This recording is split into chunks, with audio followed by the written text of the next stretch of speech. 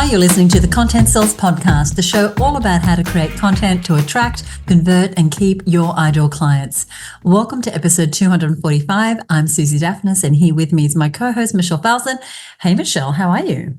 Hey there, Suzi. I am great. I am keen to chat about marketing systems with you today. I love a good system, and I know you do too. And when it comes to content marketing, having clear systems or ways of doing things can save so much time and rework. In fact, you can create a ton of successful marketing content in a streamlined way. When you can do that, you usually have some good systems in place. And when you can do that consistently over and over again without burning yourself out, you probably have some good systems in place. So this is why we are covering some marketing systems today. We actually did cover marketing systems back in episode 221. The episode was called 3 Easy Marketing Systems That Can Save You Hours Every Week, but we are continuing on with that theme. That's right, we are. In today's show, Suzi and I have picked 4 more of those marketing systems that you want to have working for you in your business. Now, this list, like the list in the last show, is by no means exhaustive. We're chipping our way through all the marketing systems there might be, but there are lots of places and spaces to systemize when it comes to your content marketing. However, the 4 we've picked today, we think a pretty great place to start. And this is going to help you to optimize, to get more traction, to get more results with your content marketing right now. So let's dive into our first system, and that is having a marketing calendar and planning system. So this is a system you want to work on regularly in your business. So to start with your marketing calendar and your plan, it could be something that's kind of a back of the napkin, something roughly drawn out, that you might have been doing over the year when it comes to different marketing promotions. But even a simple system is leagues ahead of where most businesses are. Most businesses just have an ad hoc knee-jerk reaction to planning, if any sort of plan at all. So I want to give you a quick overview of our marketing calendar and planning system and how I think about it. And like I said, you might not start at this level, but you want to aim to devote attention and intention around your marketing plan as you grow your business. And in fact, it's really hard to grow your business without this system constantly being up-leveled in your business. And this applies whether you're a one-person operation or whether you have a team, is having a system in place. So each year we create an annual marketing calendar, which contains all the promotions and plans that we have in a given year. So anything that we need to be marketing is going to be on this calendar. So this includes things like when we plan to have our big promotions, whether that's for our mastermind program, our membership, our courses, our retreats, and so on. And we include when we think they're going to happen in the year, but not just when the event itself happens, but also the lead up and the follow up. So there's the planning for the event or promotion. There's the production and all the details that happen during that event or promotion. Then there's the delivery if we're selling something and then have to deliver it post sale. And we do this first on a calendar app called TeamUp.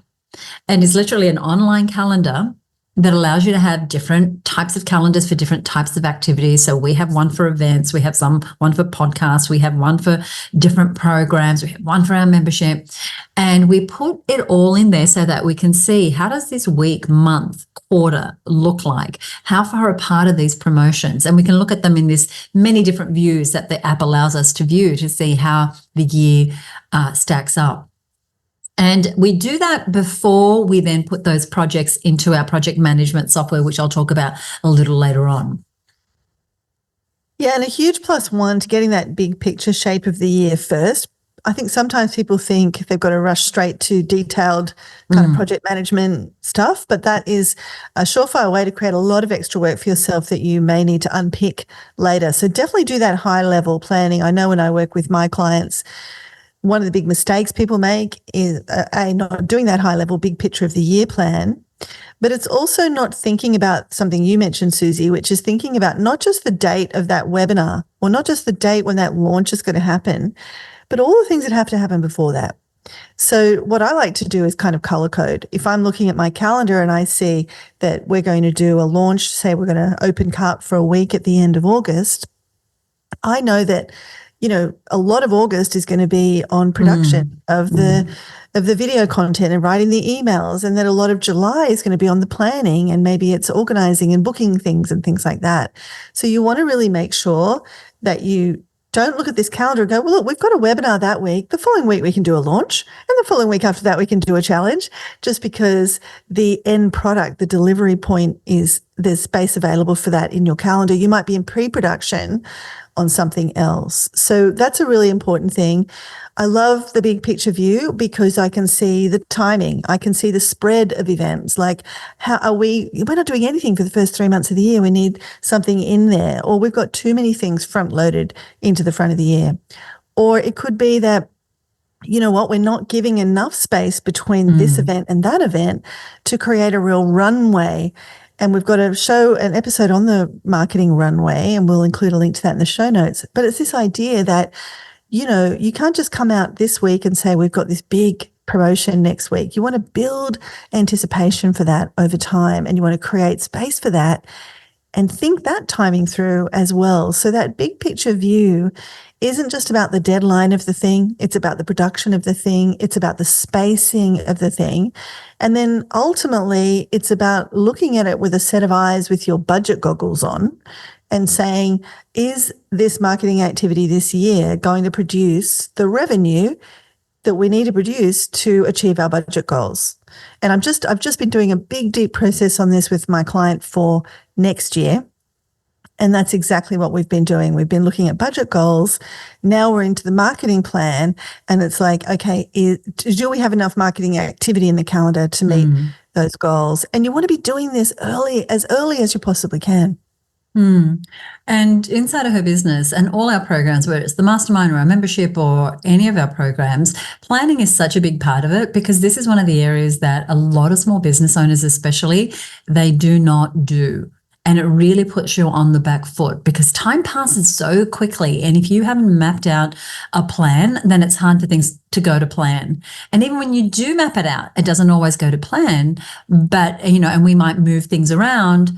We might think, oh, you know what, we didn't allow ourselves enough time, or we've changed our mind, we're going to go with a different angle. But we have the big rocks in place. We know what the year's going to look like. And this really helps not only me as the business owner, but it helps the team to know what we're working on. It helps us be as strategic and opportunistic as possible about when is a good time to do something. And we do our plans way in advance. And again, this is something a lot of businesses don't do. That's why inside the HerBusiness culture, this is kind of the way that we work. And it's a real shift for a lot of businesses. So we're always working at least 6 to 12 months in advance. And so as much as we can, 12 months, and then always revising it. And it allows my partner PJ and I to work the business around the big travel goals that we have for every year and other things that we have in our life. Like we belong to a mastermind. So Michelle and I run a mastermind, but we also belong to masterminds. And I travel 3 times a year to North America to attend the mastermind. So that needs to be in the plan. Those dates are immovable. And then we add layers and layers of our own programs, our own promotions, but that's in there way in advance because, especially if you're doing the sort of things that we do and we've got in-person meetings for our mastermind, we need to book those hotels way in advance. So we need to have those dates. But even if you don't have that sort of business, having a plan is really about helping you create a business that doesn't stress you out because everything's happening last minute, but it's really helping you create a leveraged lifestyle that you absolutely love. Yeah, as you're listening right now, maybe you can think about a time where you were a victim of your lack of planning. I know I can.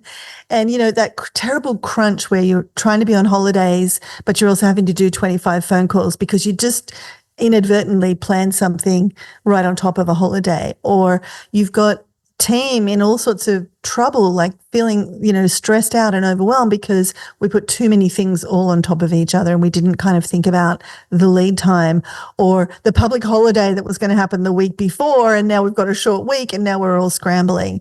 So planning is something that makes life easier. And as Suzi said, which I loved, it makes you more likely to have the business and the life that you love. And I love what you were saying, Suzi, about putting your big rocks for your own life into the plan and making sure the plan works around that. And, on a practical level, we've talked about planning often and planning early. You want to be doing your annual plan for the next year in at least November of the year before.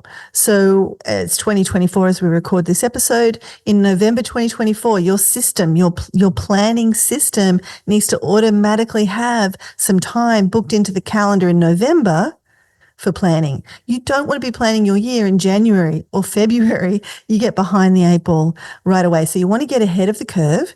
And you want to have this deliberate thing in your calendar every year where you are doing some planning in November, that big deep dive planning for the rest of the year. And of course, regular times throughout the year to revisit that plan. And one of the best times to kind of revisit that plan is on a cadence, like a regular cadence. So maybe you've got like a weekly check-in on the short-term projects, a monthly check-in on maybe some bigger term projects, maybe a 90-day check-in kind of on the quarter, and then you have that one big annual deeper dive planning.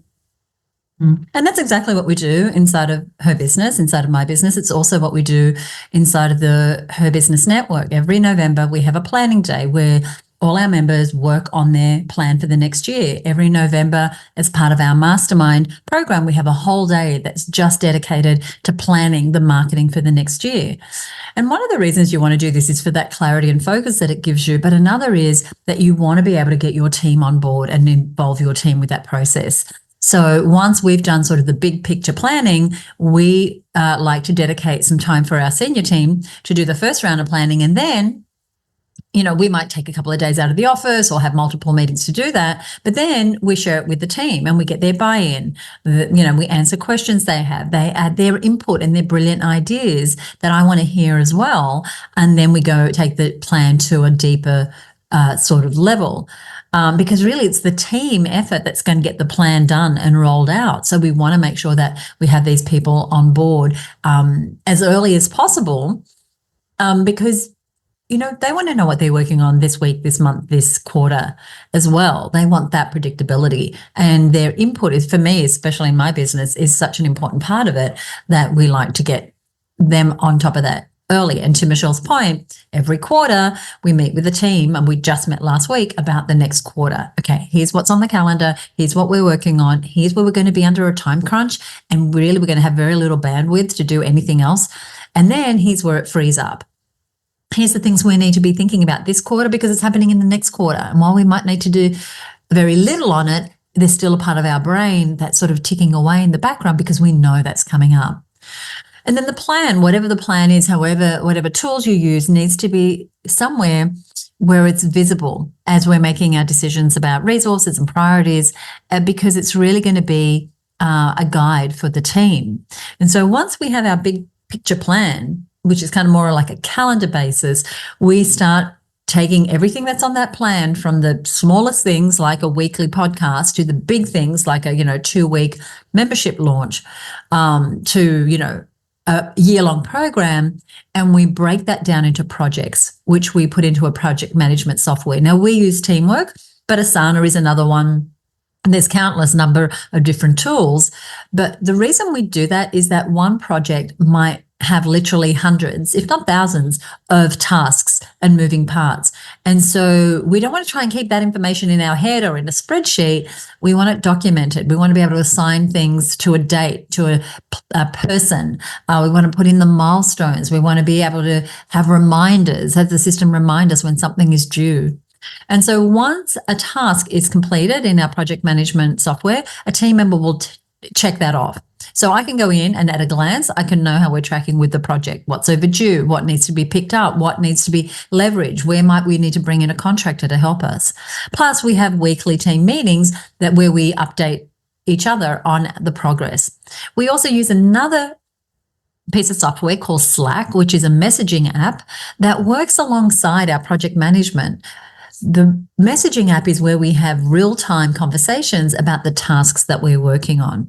And so we have we're very system-oriented. It's what allows a very small team to be a powerhouse team, and what's allowed us to have a dispersed team that's all over, but still we're able to manage multiple projects simultaneously and not drop the ball. So good. And I want to just take a moment to dimensionalize this for different types of businesses. So, we've been talking about her business. I've been mentioning some of the client work that I do, which is, again, mostly people selling thought leadership. So they are selling courses, they're selling coaching programs, they're getting people into launches for different products and services. But let's say you're an e-commerce store, and we've just had a wonderful e-commerce owner join our mastermind group, Loretta Brandolini from Illuminate Beauty. And one thing that we worked with her on was at that high level, thinking about her plan, was thinking about the optimal time to do things throughout the year. Now, she sells hair and, facial sort of skin beauty products. And so if you look at a year, what would be the best time to do different types of promotion? Like Mother's Day might be the great time to do a promotion around a bundle. Summer might be a great time to do a promotion around taking care of your hair, or, sun protection products that she might have in her catalog. Or there's another person in our mastermind group, Virginia Wells from Well Sorted, and she helps people organize their homes. She does one-to-one services, and she has a course.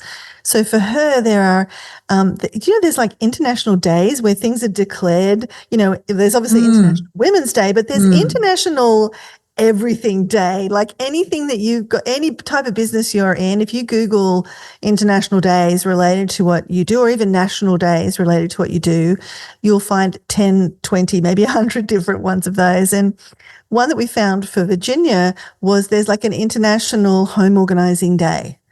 And so, she can build a promotion where she's putting some special offer forward for her course on that day. Now, this is the luxury you have when you're planning in advance.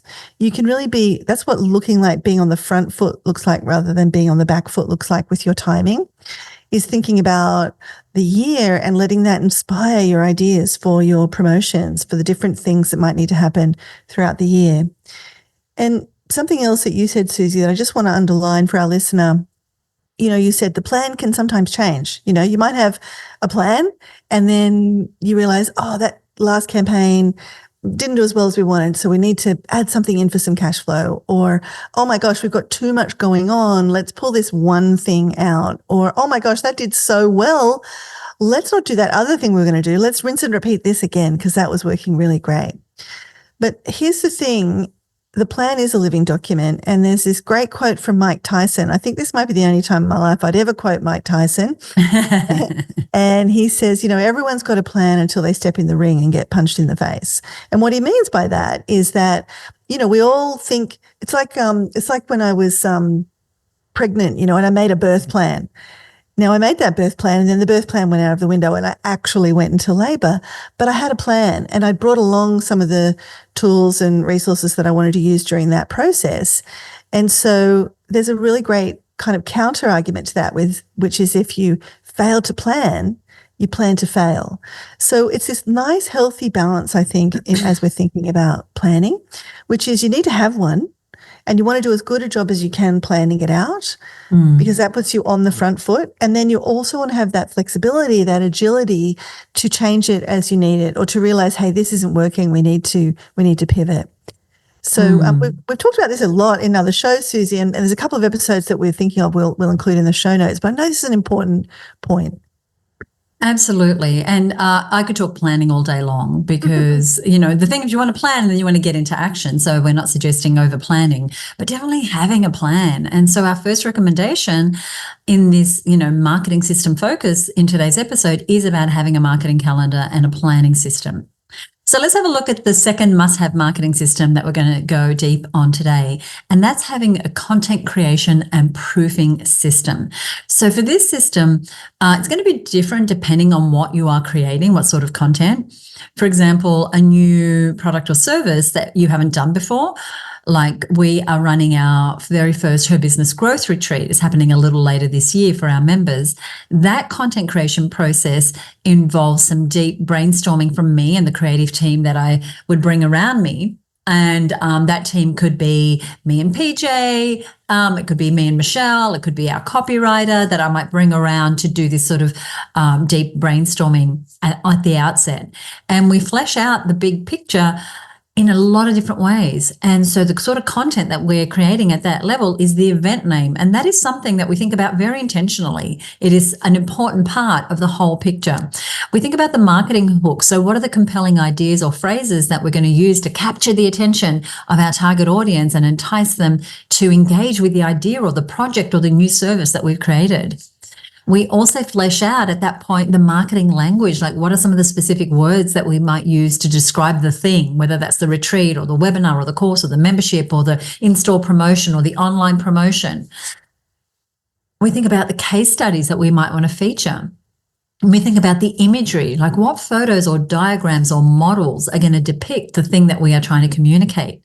And we also think about at that big picture level, the branding. What's it going to look and feel like? Is it going to be aligned with another brand? Is it a sub-brand of something we already have? Is it a brand new set of colors and fonts and things? Like, how does that look? So in the case of the new project like the HerBusiness Growth Retreat, once we've figured out that I'm going to do something like, say, a series of emails and I'm going to have a sales page, and in the case of the retreat, there might be an early bird offer or a week of free content that's like a mini course to give people a taster. Then I can take all those pieces and break them down into more familiar projects that we do all the time. And so, we do emails, we do offers, we do courses. And so I want to map this new thing that I've created to the systems and processes that we have. So a webinar is a webinar is a webinar. There's certain steps in creating a webinar that we're going to follow no matter what the topic of the webinar. To give you an example. So once we have that, then we get into some of our more well-known content creation systems, like I said, that we've developed over the years.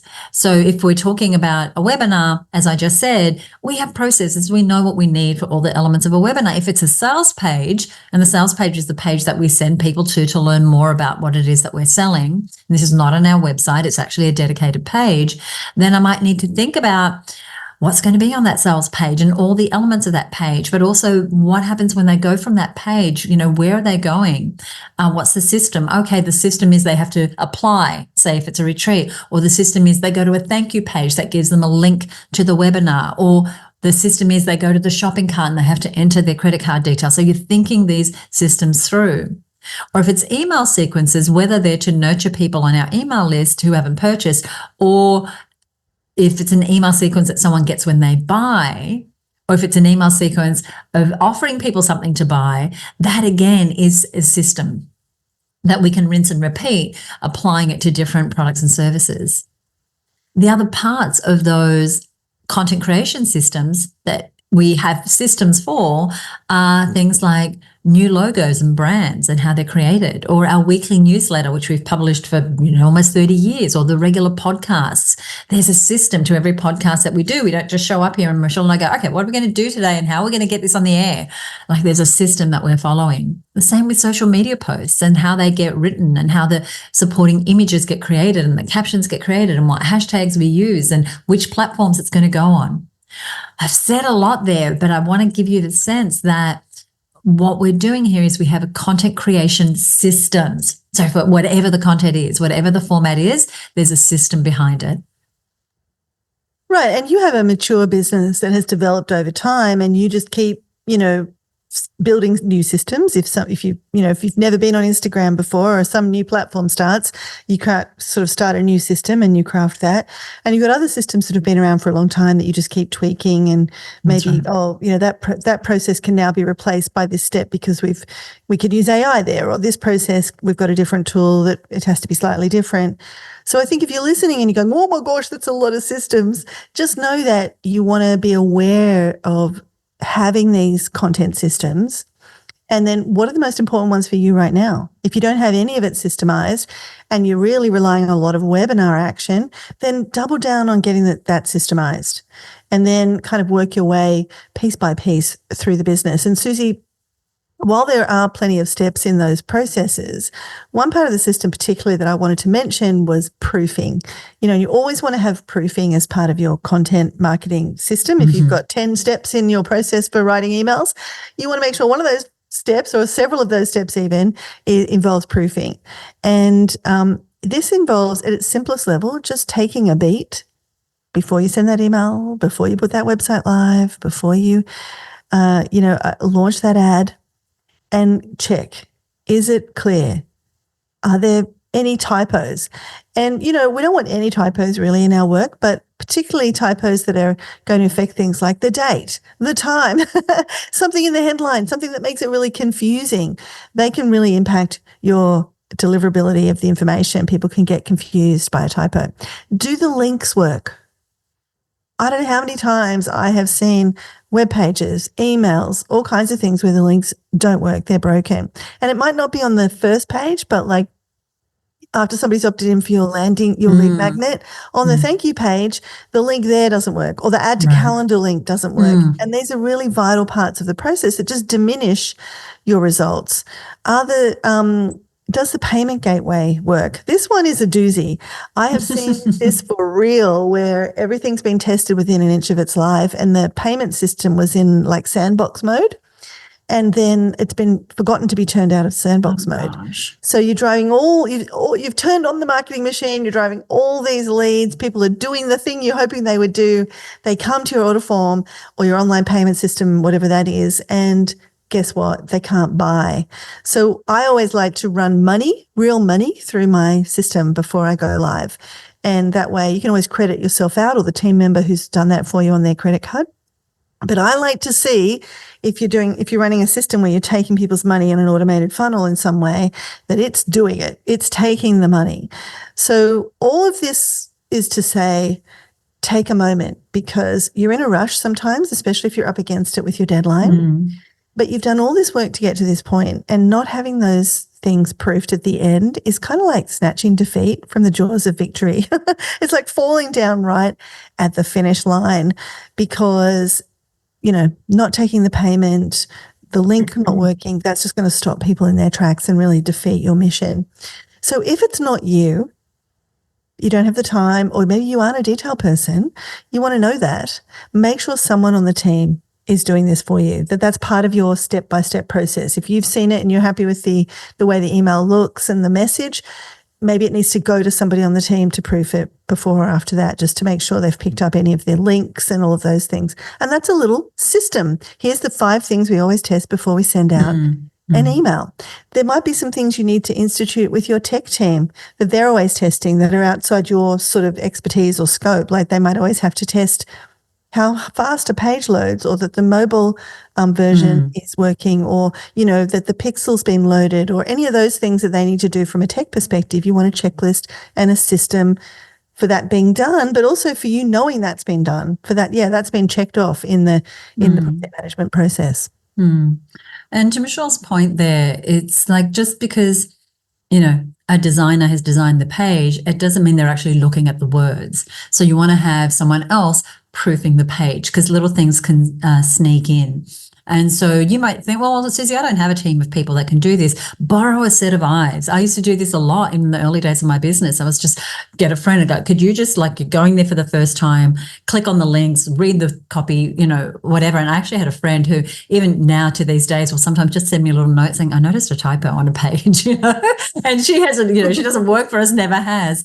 But it's such an important part. Now, this is especially where we've gotten caught a few times, Michelle, is where we're rinsing and repeating. So we did a webinar in March, we're going to do it again in May, and then somewhere sneakily in there in the FAQs or on an image or whatever, we've still got the old date or the old time.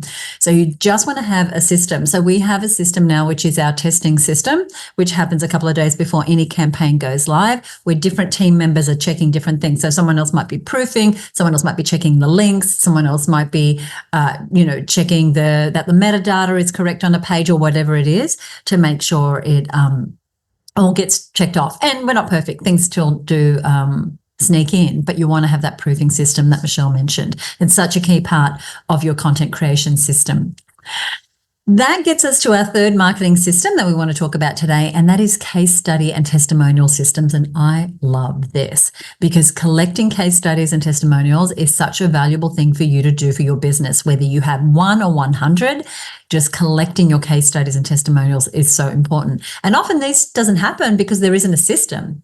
And so it's missed or it's underutilized because you haven't built it into your workflow to be collecting testimonials. And so you've delivered a great service and you've checked off all the steps in your service delivery and you think it's done, but you've forgotten to ask for the testimonial or the case study. And we are quite fanatical at HerBusiness about collecting testimonials and client stories. We are always looking out and listening, whether it's the emails that come to customer service, the comments made on a webinar, or in the Facebook group, or even in conversations.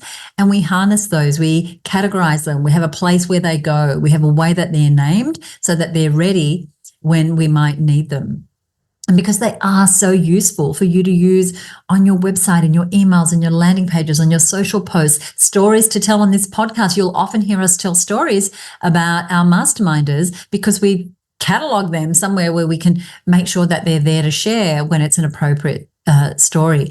And, sharing case studies with people in similar situations lets them know that you can help them and that you've done this before. It's so, so powerful. Oh, absolutely. And the perfect time to collect one of these case studies is often right at that thank you point where you've delivered on the thing you promised. People are thrilled with what they've experienced. Like if you install pools, it's when they've, that final check of the pool is done, all the tiling is done, the pump works, everything's beautiful. And you're kind of getting them to sign off on the final acceptance of the job. Or it's when they're graduating from the course. Or it's when, if you do websites for people, the website's gone live and you've just done the final live audit to just let them know everything's working as it should. Those are the moments where people are like, this was so awesome. I love it. Thank you so much. At that moment when they say thank you, this is a great time for you to say, oh, look, we love doing this project for you. And, it would be so great if you wouldn't mind just putting into a few words how this project was for you. And that's the easiest time that they're going to say, yes, I'd love to do that. And when that happens, again, we're talking about systems, you don't want to be then fumbling around for how to get that testimonial from them at that point. You want to have a system. What is it that you want them to do next? And that clear next step, you want to make that as easy as possible and as immediate as possible for that person who's just received your goods. So, maybe it's that you want them to write a testimonial and you have a little page on your website that gives them 3 tips on how to write the testimonial and a little space to submit the written testimonial. Or it might be that you have a place for them to record a video. Suzi, I got sent a request the other day and I can't remember the name of the tool. I'll find out and I'll put it in the show notes, but it was basically this tool where you record a little video like generically and say, I'd love to get, just some words from you about what it's like to work with me. And then it gets sent to people. And then if they say yes, it sort of takes them through a wizard, like a process to learn how to write the testimonial. So, think about, it might be that you are somebody like you've got a software and you want somebody to do a review on G2 or Trustpilot. Maybe you want them to go and put a review on your website like you're an e-commerce store and you want that review right there where other people are thinking about buying. So be really clear on where do you want this? How can they do it? And how can they make it as easy as possible? Because like Suzi said, case studies, testimonials, they're such strong social proof. And you want to be thinking about other places above and beyond that thank you moment. And again, this can be systemized where you're giving people an opportunity to leave a comment. And so, for example, we've just completed a 30-day mastermind experience program. And we build into that moments where we give people an opportunity to share their progress, share what they've learned, share their takeaways in the Zoom or in the Facebook group. And then the team is there screenshotting that and cataloging that. So next time we go to promote the mastermind experience, we've got someone right in that moment where we've just delivered a great training partway through the 30 days and people are like, this is mind blowing. It's the best thing I've ever seen. You grab a screenshot of that, you save it, and then when you go to promote Mastermind Experience again or whatever your product is, you can be sharing that evidence from Kathy and from Michael and from Patricia. And you want to then, again, as we're thinking about systems, and this is where they kind of all join back up, you want to be thinking about, okay, I've captured the case study, I've captured the testimonial. How do I make sure I've got that being added back into my content? back into my sales page, back into my social posts. So this system of capturing the case studies and the client stories and the testimonials really dovetails nicely into your content creation system. So that is kind of thinking about our content and then specifically thinking about a specific type of content, which is case studies and testimonials. And that really leads us on to our fourth of the must-have marketing systems we want to talk about today, and that is having a feedback loop system. So you want to build as many feedback loops as you can into your marketing systems. Now, what does this mean? What's a feedback loop? Well, it's anytime you get some kind of data from what you've just done. Now, that could be in like marketing stats. So you might look at how many people clicked on our ads, then how many people clicked on our landing page, and then how many people took our next step offer, and so on. It could be looking at things like how many people completed our course. Or it could be looking at things like how many complaints did we get this month? Or what's our NPS, our net promoter score, looking like if you're capturing that sort of information on a regular basis? What are your key metrics that start to give you that feedback? And one thing I really love to build in, again, to have as a part of my system, is a campaign debrief. So when you're building out your annual calendar plan and you've got that launch, what you want to pop on the calendar, just as soon as possible after that launch or after that webinar or after that meeting or after that challenge or whatever it is you're doing, you want to have a debrief. Because I'm not sure who said this, but the fortune is in the debrief. The things you learn from that first campaign or even that second or third campaign in the debrief help you to do a better campaign next time. This is what makes that rinse and repeat of your marketing so powerful. What are you going to do again? What are you going to do different? You want to be looking at the stats. You want to be looking at the customer service inquiries. You want to be looking at the feedback form. Whenever I run a course, I always have a feedback form and I try and do a team debrief right afterwards to see how did we rate? What was our net promoter score? What was it that people said they really liked? What did they say we could do differently? What did we as a team say worked? What did we say as a team that needed to work differently? What do the numbers say? How was our show up rate? How was our conversion rate? And all of that gives you a plan that you can reintroduce back into the next time you run that, or even the next project. This is a universal learning you can apply to any webinar you're about to do or any launch you're about to do. So you want to think about what's happening at the end of a project. How do I get a feedback loop and a mechanism in place there? But also, what do you need to measure at specific milestones along the way? So I'm working with a client right now where we're building milestones in for a really big launch that's got a very big kind of financial target. The success of that launch is actually created weeks in advance when we get people opting in for the lead magnets, because those lead magnets turn into people attending the launch free content that turn into people buying the product, which turn into people buying the higher dollar, high ticket upsell that comes after that. So we need to know, one of the big feedback loops we want to know right at the start is, what's our advertising looking like? How many lead magnet opt-ins do we have as certain parts of the process so that we can know if we're on track? And if we're not, hey, somebody hit the red button on the desk and go, we're not on target. And then we can put more resources in place. We can change the creative. We can try a new lead magnet. We can try a new ad strategy. So some of those things are going to be mission critical to your business. And you want to look at, how do I build feedback loops in for that information so that I can tweak and change? Oh, I love all that. One of the systems that we use when we're in a campaign is that we track our email statistics. And so it's not unusual for us to be a few days into the campaign and to have a look at our email statistics and maybe make a little pivot. Like, oh, you know what? This sort of email is being responded to much better than that. Let's substitute the email further down, or let's change the top half of our thank you page because we're not getting the opt-ins from step 1 to step 2. And so you can only make those decisions if you are monitoring, if you have a feedback loop. Even a feedback loop to say, what are our daily downloads of this lead magnet that I'm using as the main thing to get people to buy my thing? Like, what's happening every day, and just building those systems in. The other thing I want to say about debriefs is that you can learn a lot by keeping your statistics from debrief to debrief from campaigns when you are rinsing and repeating.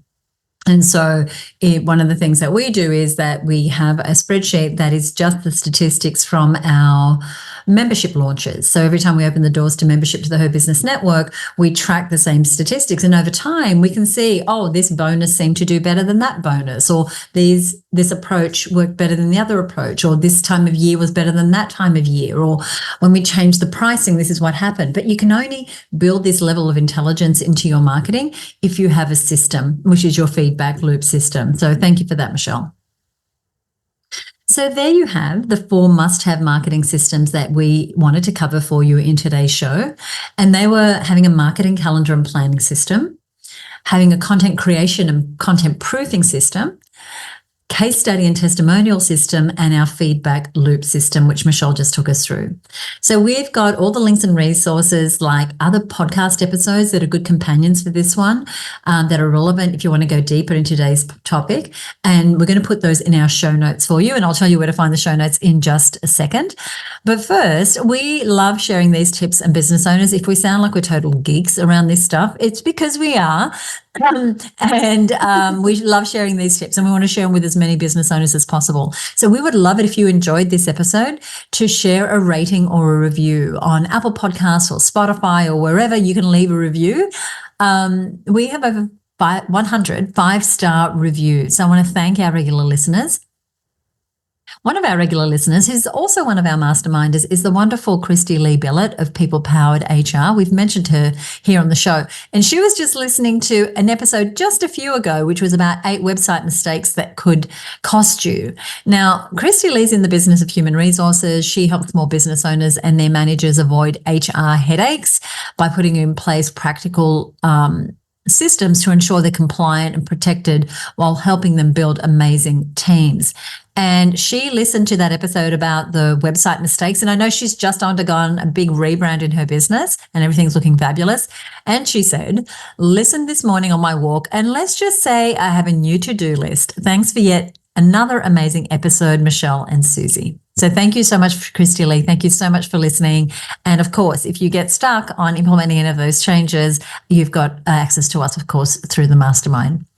Anything we mentioned here on the show can be found at today's show notes. You will find them over at herbusiness.com/marketing systems. That's herbusiness.com/marketing systems. Now, Michelle, we've got a fabulous new episode coming up 2 weeks from now. Tell us all about it.